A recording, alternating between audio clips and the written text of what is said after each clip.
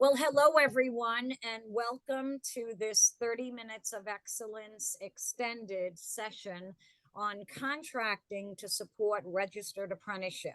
My name is Maria Brady, and I'm a multi-state navigator in the Dallas Office of Apprenticeship.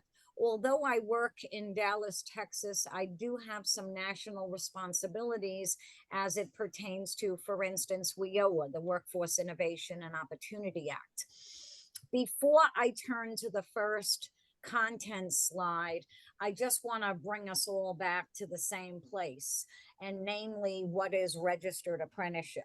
Registered apprenticeship contains 5 core components, right? Every single program, whether we're talking about a mom and pop shop or a Fortune 100 corporation, a registered apprenticeship program consists of 5 core components.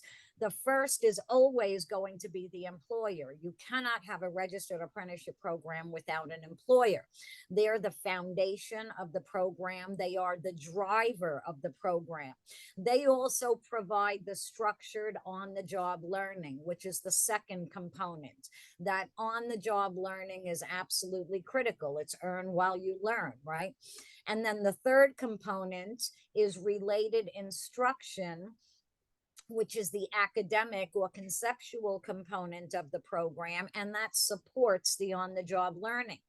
Then we have progressive wage increases, which are also a part of every program, so that even in the shortest registered apprenticeship program, which in the United States is 1 year in length, there must be at least a starting wage, an ending wage, and a wage somewhere in the middle. And then the fifth component is that certificate of completion of registered apprenticeship, which is a national, portable, stackable credential. And it counts as a recognized post-secondary credential under WIOA, which means that it counts positively towards the WIOA credential attainment rate. Okay, let's get started. Let me move my Hollywood squares out of the way. Okay, so I mentioned the 5 components of every registered apprenticeship program: employers, on-the-job learning, related instruction, progressive wage increases, and the certificate of completion. The 2 primary components of every registered apprenticeship program is going to be the structured on-the-job learning with mentoring, okay, and then the related instruction that supports it. Those are the 2 key components. So it's the on-the-job learning, and that's the secret sauce behind the registered apprenticeship programs. Now, WIOA funds can support the on-the-job learning, or called on-the-job training in the workforce side of the house, through wage reimbursement, and it could be from 50%, usually 50% of wage reimbursement, up to, in some cases, 75%. So WIOA funds can support the on-the-job learning component of a registered apprenticeship program.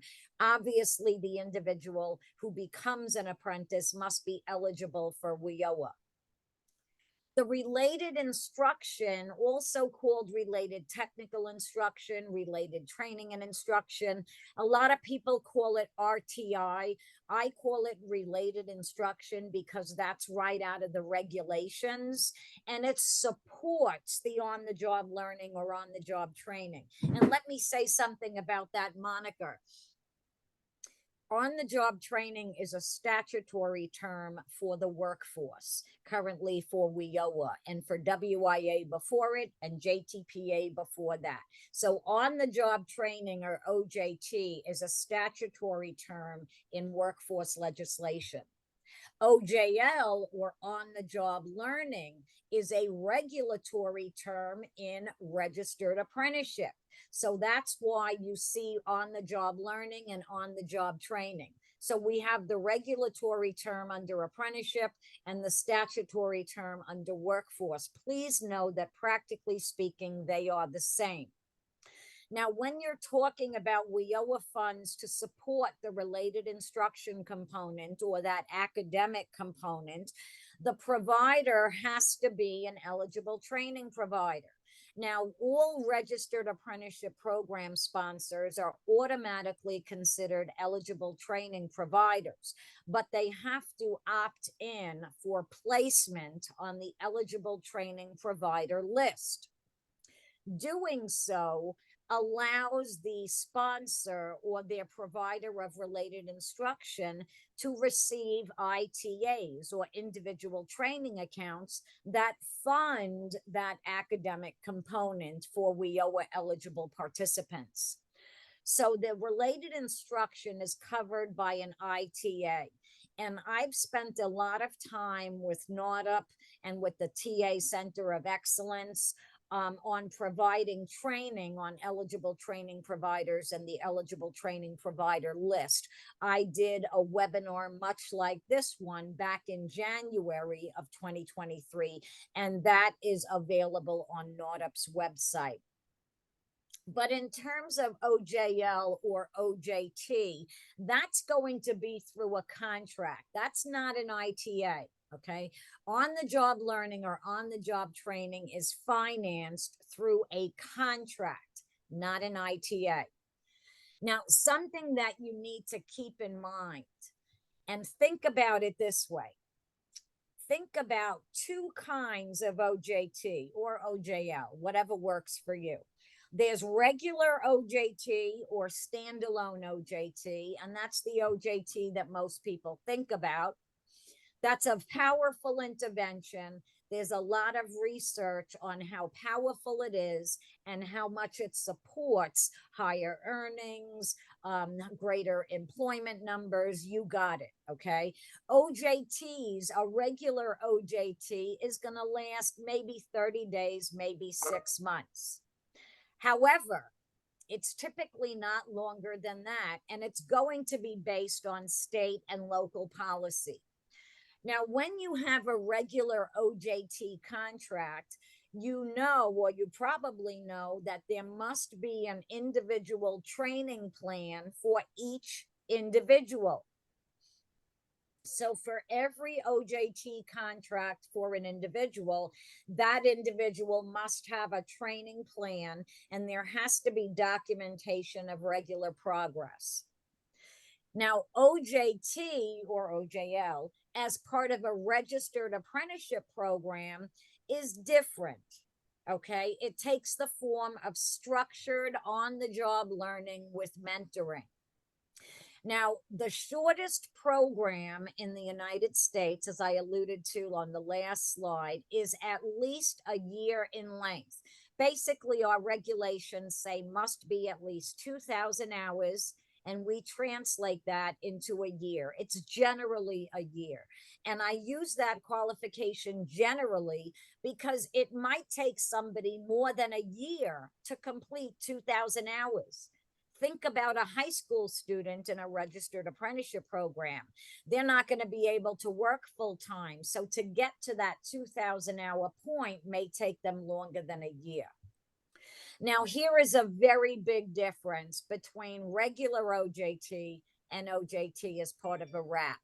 You know that you have to have a training plan for every individual WIOA participant.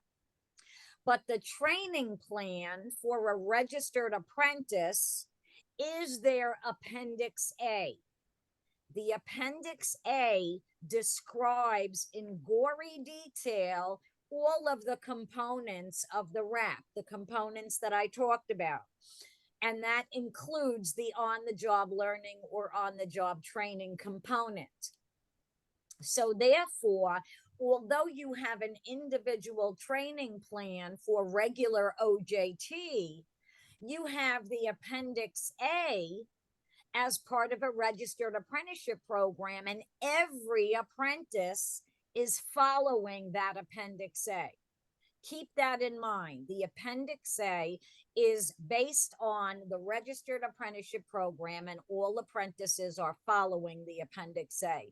And progress reporting is a requirement of every Registered Apprenticeship Program because the wage increases depend on it. Remember, the progressive wage increases are based on skill development and increasing your skill levels. As you increase your skills, your pay increases. So again, very different. Regular OJT or OJT as part of a registered apprenticeship program, they're going to look very different. So what's an Appendix A? Okay, I threw that term around and it seems to be very important. What is it? Well, simply put, it's part of the standards package. And when I say package, I don't mean a box with stuff in it. Standards of apprenticeship represent a package of documents, including appendices, and the Appendix A is the most critical part of it. So for every occupation, there is going to be an Appendix A. So if you have a program, you can have a program, Acme Technical Registered Apprenticeship Program, and perhaps it covers plumbers, pipe fitters, steam fitters, painters, those 4 occupations. If there are 4 occupations, that means there's going to be 4 Appendix A's, because the Appendix A is specific to the occupation. Remember, it's going to talk about the on-the-job learning and the related instruction for that specific occupation. So just because you have one employer with 4 occupations, that doesn't mean you have 4 registered apprenticeship programs. And I need to make that clear. It's one program that covers 4 occupations. And just remember that the Appendix A is the guts of the program. That's the on-the-job learning. That's the related instruction. That's what tells you where the wage increases are and what kind of program it is. So let's look a little bit more closely. On the left is a typical cover page for an Appendix A. Okay. And remember, this is part of the package that represents the standards of apprenticeship for a registered apprenticeship program. The Appendix A consists of, and this is on the left side of your screen, the work process schedule. Now that is code for on-the-job learning. That's what they do. Okay. That's their work. And then the related instruction outline. So that's the title page, and it typically has the company name with their logo. Now, on the right-hand side is the first page of the Appendix A, and it is a wealth of information. Now, what occupation is this? You can see from the top that it is construction craft laborer. There's an ONET code and something called a RAPIDS code. Part 1 tells you what kind of apprenticeship it is. Is it time-based, competency-based, or hybrid? And we've talked with the NAUDIP groups, with the membership, about the different types of apprenticeship approaches to the on-the-job learning, because it could be traditional, which is time-based. It could be competency-based, so it's based on the attainment of certain competencies, although it still must be at least 2,000 hours. And a hybrid approach is a combination of the two. Construction craft laborer is a time-based registered apprenticeship program. And according to number 2, it's a 2-year program, which is 4,000 hours. Okay. There is a ratio. What is the ratio of apprentices to journey workers on the job site? And it's 1-to-1 for safety reasons. And then the wage schedule, there are 4 progressions. Remember, there has to be at least 3, starting, ending, and something in the middle. For every 1,000 hours of on-the-job learning, there is an increase as long as they meet milestones. Now, number 5 is a probationary period. Number 6 is how you select from a pool of eligible applicants. But you can see that the Appendix A is golden. It contains a wealth of information. So when you think about training plans for OJT, your Appendix A is the training plan. You don't have to develop something specific, something different for the Registered Apprenticeship Program. Now, the work process schedule, or the on-the-job learning for construction craft laborer, an example is on the left. Now, if we expand it, what's in the red oval is on the right. And you can see that the first work process, in other words, what is the individual doing? What are they learning? What are they doing? Well, the first item is site project preparation and maintenance, and it includes a number of different activities, and that's going to be 600 hours. You'll see that the total, again, is 4,000 hours, or 2 years. This is what they're going to be doing. So in terms of an OJT contract and a training plan, this is it. The related instruction outline follows the work process schedule, and it's an outline. It could be like a college course catalog if the related instruction, for instance, is being delivered by a community college or a technical institute. Or for construction, we have something called NCCER, National Center for Construction Education and Research. So again, I mean, this is the outline for the related instruction that supports the on-the-job learning for construction craft laborer. I want to call your attention to the right-hand side. Underneath module, you see that it says basic safety. Now, that's something I've mentioned on other webinars, including the webinar pertaining to the ETPL that we did in January.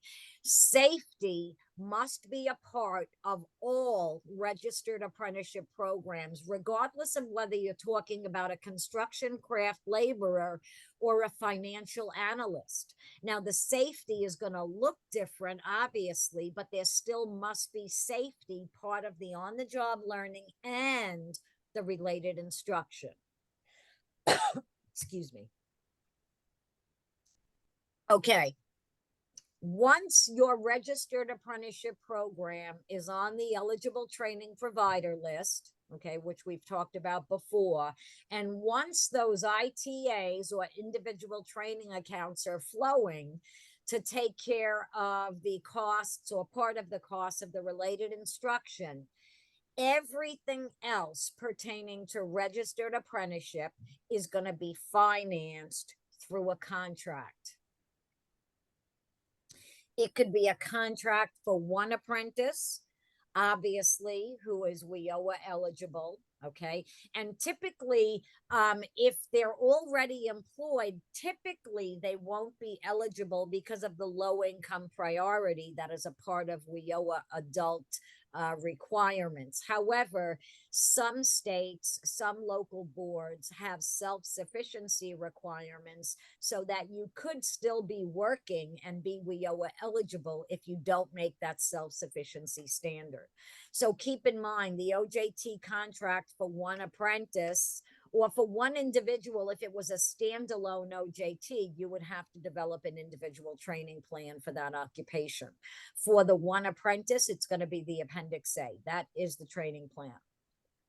A contract could cover multiple apprentices, and we can consider that to be bulk contracting. In other words, it takes a lot to write a contract. Why would you do onesies or twosies when you can actually do something in bulk, like a class? You can also contract for a range of apprentices. Let's say you know that you're starting a registered apprenticeship program, or one is expanding, and you're going to have at least 10 apprentices start out, but you figure that over the next couple of years, you're going to have maybe 25. So you can actually write a contract for between 10 and 25 apprentices over what period of time. It actually makes contract administration a little easier. Now, you can pay for the related instruction component with a contract if you're dealing with a cohort or a complete class. In other words, classroom-based instruction is always financed with an ITA, right? Except if you're dealing with a group. And this is in the WIOA statute at section 134D, like Delta. However, it was mentioned in policy guidance in 2016, Training and Employment Guidance Letter 13-16, introduced the topic of cohort training for apprentices to pay for the related instruction component. So that's the only time that ITAs don't have to cover the related instruction component, is when you're dealing with an entire cohort. There's also customized training contracts for employers with new recruits, and that customized training could be in the form of a registered apprenticeship program. So the customized training contract can cover, for instance, the related instruction or the on-the-job learning, a portion of it, consistent with the statute and what an employer has to pay for customized training, because there is an employer share. And by the way, all of what I'm saying is included in the notes portion of the slides, okay? I usually write slides and have very detailed notes on the bottom. So keep that in mind, that when you get the slide deck printed out in the notes version of PowerPoint, so you have all of the information. The last bullet on the slide talks about incumbent worker training. And incumbent worker training can involve registered apprenticeship. In other words, training for an employer's incumbent workforce. The employer might have determined that the modality or the strategy they want to use is registered apprenticeship. And I'll give you an example. There was something you wouldn't necessarily think of, but it was a large plumbing contractor down in South Texas. And there's a new, this was a couple of years ago, a new technology, a new equipment, very large, and everybody had to learn how to use it and the book knowledge behind it. So there was an incumbent worker training contract that covered the skill upgrading. Now, if they didn't upgrade their employee skills, they might have had a layoff. So this was basically for layoff aversion purposes, where you can upgrade the skills of existing employees to create backfill, so they can be promoted and create backfill opportunities for new folks coming in or just getting promoted. So again, everything is financed through a contract, notwithstanding the ITAs that support related instruction for onesies and twosies. Okay. Cohort funding, as I mentioned, was first introduced in TEGL 13-16, and specifically page 12. The verbiage is on the bottom of your slide. So you can fund a class of individuals who become registered apprentices. If you do not have 13-16, you want to download it and print it out. Now, again, cohort funding is allowable based on the WIOA statute. It doesn't say cohort funding in the statute, but it does talk about a class of individuals, which is the same as a cohort of individuals. Okay, customized training. Under WIOA's predecessor, which was WIA, there used to be, it was very, very short verbiage that basically said employers have to pay not less than 50% of the cost of the customized training.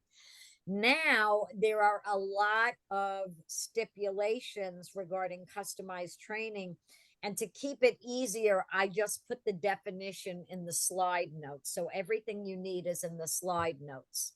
But a customized training contract, much like we talked about incumbent worker contract, could fund the related instruction component for a cohort of new recruits. Now, what's the difference between incumbent worker training and customized training? A lot of people get confused by that. You could think, excuse me, well, you could look at it this way. In customized training, or rather incumbent worker training, is a type of customized training, but it's for an incumbent workforce. Customized training could also be for new recruits, and that's what distinguishes it. Incumbent worker training has been emphasized under this workforce legislation because local boards can use up to 20% of their adult and dislocated worker funds combined to pay for the federal share of the training. And as I mentioned, the priority is to use incumbent worker training funds to help avert potential layoffs or increase the skill levels of employees, and ideally creating backfill opportunities. Now, the slide notes contain a lot of detail on what you have to take into account in order to have incumbent worker training. And again, employers pay a significant cost. It's going to be based on the size of the employer. That detail is in the slide notes.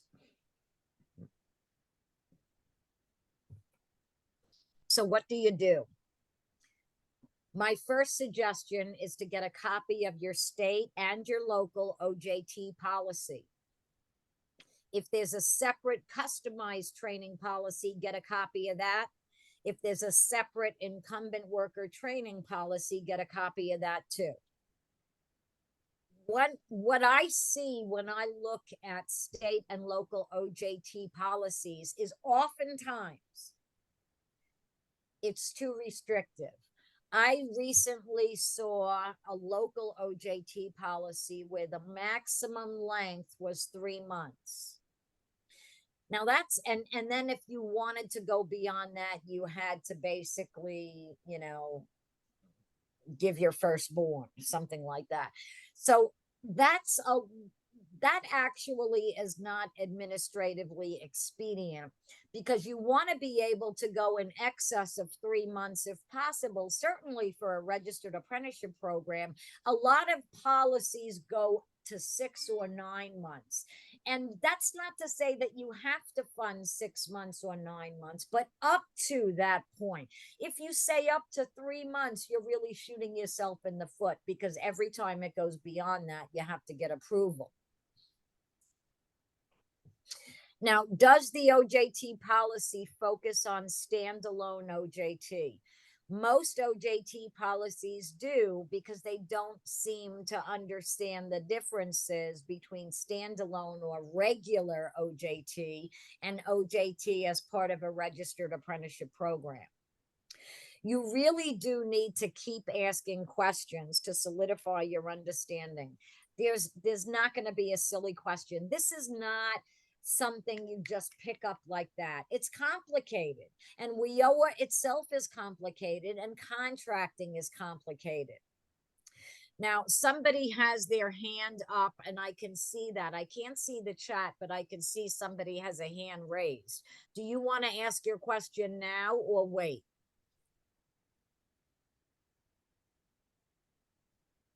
If you're talking, you're on mute because I can't hear anything. Hello, I'm sorry. I can wait. I'm just saying, because so a lot of the people I'm around with falls under the dislocated worker. So that just has to do with the unaccommodant. I'm sorry to say a word, but that just falls into that category. And then also, I'm a WAG pay rep, so we're trying to I'm bring sorry, that into the service. you're a Wagner Pizer. So Wagner Pincer, Wagner Pincer. I don't know if I'm saying it right. Yes. Yeah, that's something that we have to do with over here too. So that all falls into this category too, right? Well, Wagner Pizer typically doesn't fund training. Wagner Okay, Pizer no, is labor exchange. That's Title III of okay. WIOA. Okay, yeah, okay. That's what I was just wondering. Thank you so much. But dislocated workers is going to be Title I of WIOA along with adults and youth. Now, Yeah, which falls under the. Yeah, I'm sorry. Go ahead. No. You go. Were you gonna elaborate on the question? Yeah, that's really. I was just trying to see how they fall together, if they fall in the same categories with the Wagner Pincer. But you answered that question for me. Right. Wagner Pizer doesn't fund training. However, it's important for Wagner Pizer staff to understand registered apprenticeship because there are certain referrals that can be made, and there's coding in Wagner Pizer that you can say referred to federal program registered apprenticeship, things like that. We can talk more during the Q&A. But the point I want to make here, you're very welcome, is Workforce GPS. And if you don't belong to Workforce GPS, you definitely need to subscribe. It's free. There are lots of materials to support you for OJT and contracting in general. I want to draw your attention to two resources. And once you get the slide deck, the resources are embedded in the icons, or you can go to Workforce GPS and just do a search. But strategies for implementing OJT simply and effectively. And I like that because even though it's June 2015, there are examples there. There are templates that you might be able to use and basically modify for your own needs. There's the OJT toolkit on the right, and that's an excellent piece of work. Now, remember that OJT is going to look a little different for registered apprenticeship program, but these resources are still helpful. And now I'm going to open up the chat and see what we have. Can public employers participate in bulk contracting? Yes. You want to say more about that, Allison? My question was pretty straightforward, Maria. We are working with some public universities that are going to have what I consider to be cohorts that are onboarding apprentices, registering them. We have a little bit of a conflict because I've been told in specific states by specific workforce boards that if somebody is already employed, that they are not WIOA eligible. And I think that was related to on the job learning wage reimbursement. And Yes. so we were denied. And Right. so I'm a little unclear on the order of operations that should be followed in order to actually get somebody through the pipeline, because I think that we might be doing things in an order that is causing people to be considered to be ineligible to receive, whether it's OJL reimbursement or RI tuition support. We're hitting some barriers. No, this is a great question, and I'm glad you asked it because, and this is what happens with a lot of sponsors. Because what happens is a registered apprenticeship program sponsor will send their apprentices to the workforce system to see if WIOA funds can help support their journey. By that time, it's too late because they're already working. By definition, an apprentice is working. It is a job. So therefore, they're not going to make the low income priority for adults. Now, remember that WIOA despite the millions of dollars, it is still limited funding. WIOA represents limited resources intended to have the maximum benefit for those with the greatest need. Now, if you think about it, if you're employed, you are not a person with the greatest need. It's going to be somebody who's not working at all. So one of the things you want to do is, you want to have some type of communication protocol with the local board that says, okay, before we give them an apprenticeship agreement, their ETA 671, we're going to have them determined WIOA eligible, put them on the WIOA rolls, get them in their management information system, and then that day or the next day, make them a registered apprentice. So yeah, that's the order of operations. And so how does that, with incumbent workers, the definition is somebody that's already working. So that barrier shouldn't be run into with incumbent worker training. Is that right? For incumbent worker training, largely IWT is an employer service. So it's Mhm. going to be, so really it's unless you're doing WIOA services for those incumbent workers beyond what the employer is asking, those are not WIOA participants, okay, per Okay. se. So it's an incumbent worker contract that's covering the incumbent workforce, and at least a majority of them have to have been working for that employer for 6 months or more. Okay, got it. So it's Great. kind of like a separate animal. Think of it as an employer service versus a participant service.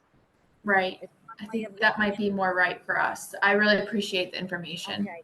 And Allison, we've talked a lot about this. So if you want to talk more, we can do that. Excellent. Great. Thanks, Maria. You're welcome. Okay. Somebody has their hand up. Tiono Smith. Yes. And I was just referencing to what you said as far as limited funding.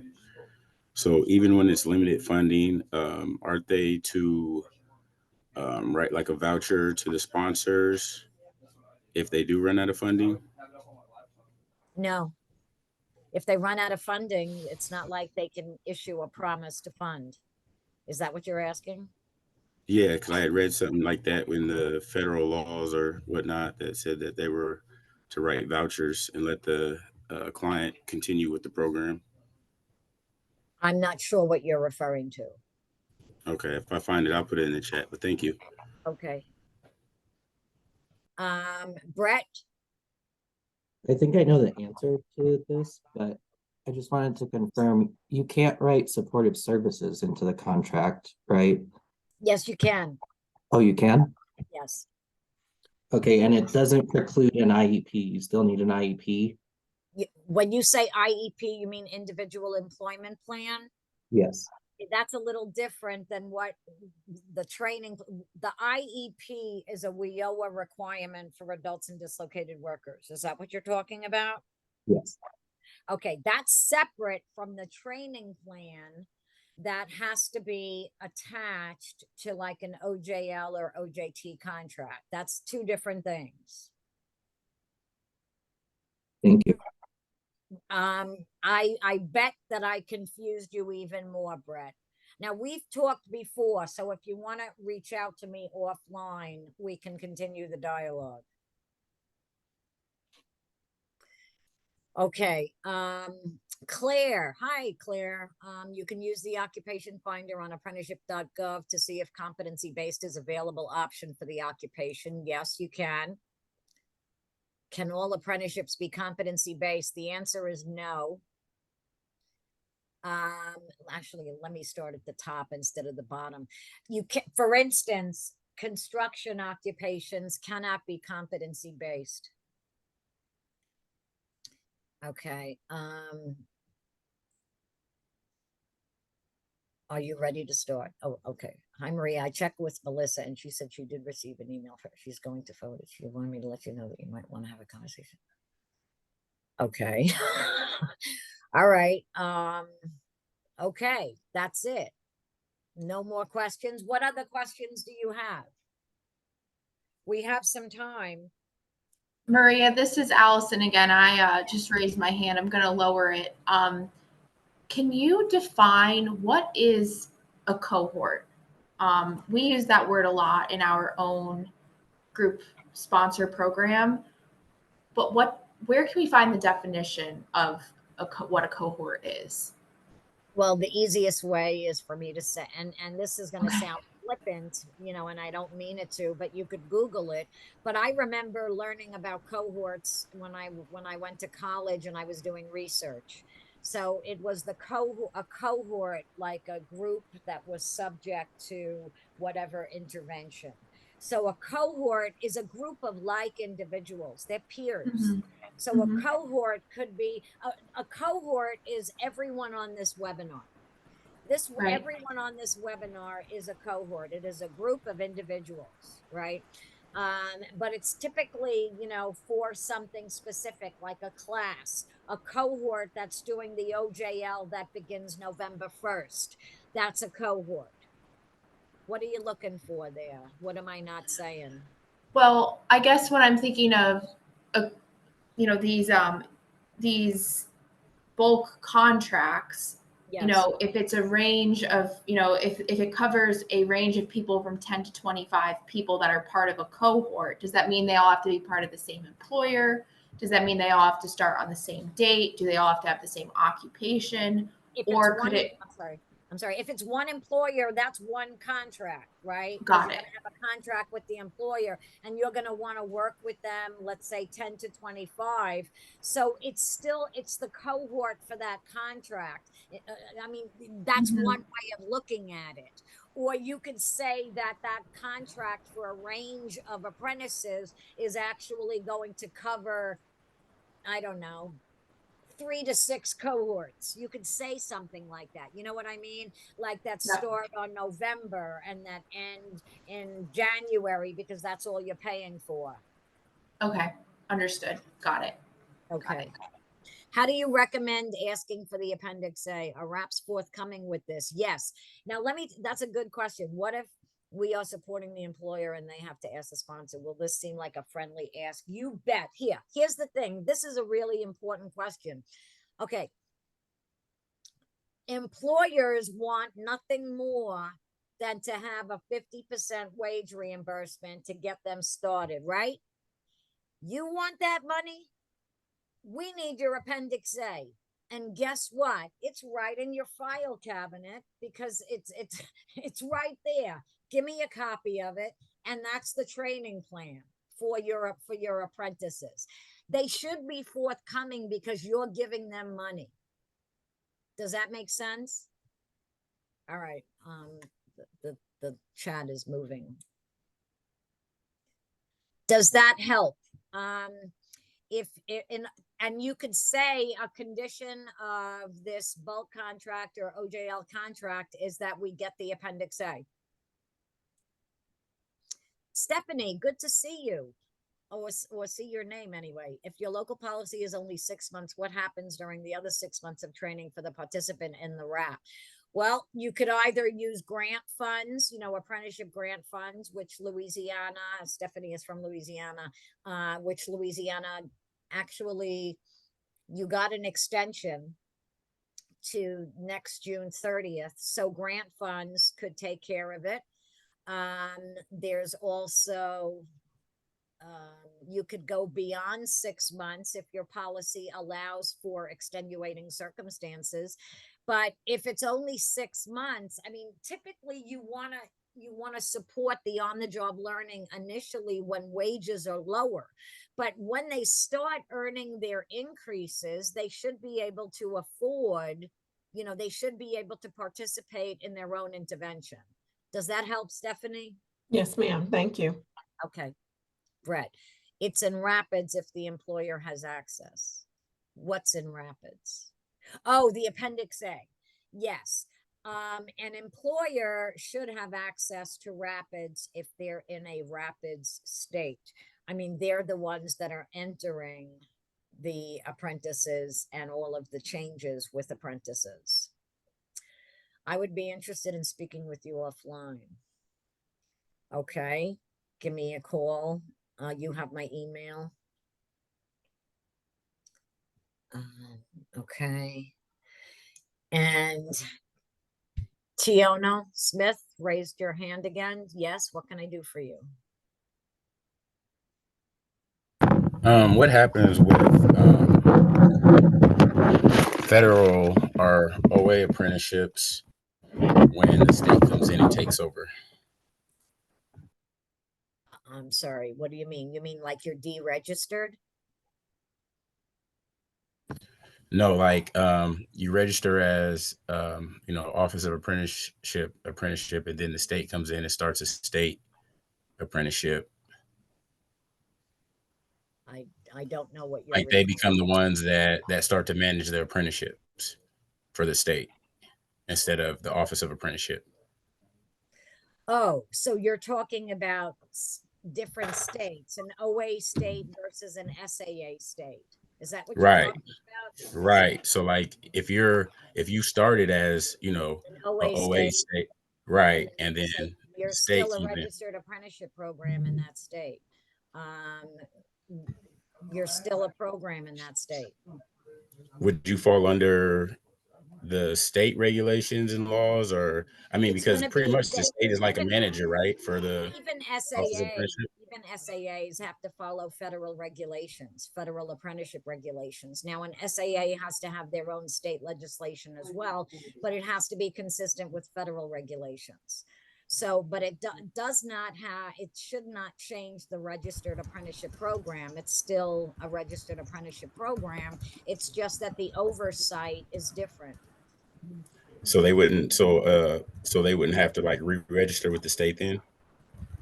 You shouldn't have to re-register. What some states do that become an SAA state, like Colorado just became an SAA state, and they're redoing all the standards from when, registered apprenticeship programs were under OA, because they want to have their standards in the Colorado format. But Okay. that's not deregistering. That's just putting it in the format. Okay. And I'm sorry, but so if um if an apprenticeship is on the eligible training provider list, can and the apprentice is qualified for WIOA, can they be denied opportunity to attend that apprenticeship? Yes, the funding is, it's not that they're being denied to attend the apprenticeship, but they're not being funded for it. Being on the ETPL is not a guarantee of funding. And Tiona, I've actually said this to you in emails before. Okay. And okay. I get it's not an obligation, It's not an for obligation. WIOA funding. No, But when they meet the criteria, SNAP, Medicaid, stuff like that, what this it funding doesn't was. matter. Funding, WIOA funding is a local decision. Okay. Okay. Can SAA states demand for an OA program to get SAA approval in order to receive RI or OJO? Can SAA stance demand an OJ to get SA? Okay. Is the question here? Okay. I'm trying to read between the lines that you have to re-register in a state that's an SAA state. Is that where it is, Allison? Pretty much. We're running into some trouble with a state where I send in somebody's apprenticeship agreement and it says, please put this on our, I'm not going to name the state, but please put this on our approved apprenticeship agreement. And I would never use their apprenticeship agreement that's given in that state because it is an OA participant. So even though they live in that local municipality and they are WIOA eligible and they've done all of that, now at the time of their apprenticeship agreement, they're asking for a copy of something that I wouldn't use because I'm not registering it. I'm not registering that person in that SAA system. Okay, let's definitely talk about that particular instance offline. Okay, great. Okay. But in terms of the general question, should you have to, if you're a national registered apprenticeship program, which Allison is the program manager of a national RAP, should she have to register separately in SAA states where she wants to operate? The policy answer is no, you shouldn't have to. That's in TEGL 8-19 change 1. However, does it happen? Unfortunately, yes, it does. In other words, some national RAPs are being told, if you want to get on our ETPL, you have to register in our state. Mhm. That is happening. That is problematic, but it is happening, and we're trying to address that. Any other questions?